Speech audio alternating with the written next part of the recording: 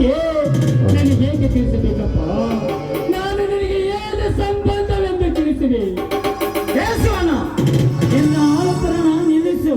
ಇದು ಮದುವೆ ಮನೆ, ಮಶಾನ ಅಲ್ಲ. ಸೂರ್ಯ, ಬಾಯಿ ಬಿಗಿಡಿದು ಮಾತನಾಡು.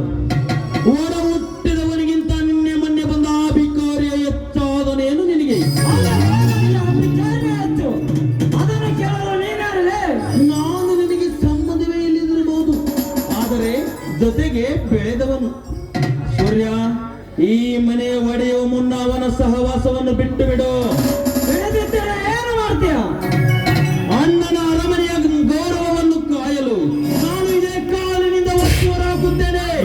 ನಿಮಗೆ ತಾಕತ್ತಿದ್ದರೆ ಮತ್ತು ನನ್ನ ಗೆಳೆಯನನ್ನು ನನ್ನతో ಗೊತ್ತಿನ ಬಗ್ಗೆ ಮಾತನಾಡುವೆಂದ್ರೆ ಹಚ್ಚಿದ ಹುಚ್ಚಿಗೆ ಹುಚ್ಚನಾಗಿರುವ ನಿನಗೆ 4 ಬಡಿದರೆ ಬುದ್ಧಿ ಬರ್ತದೆ ಮಗನಿಗೆ. ಬೇಡಪ್ಪ, ನನ್ನ ಸಂಬಂಧ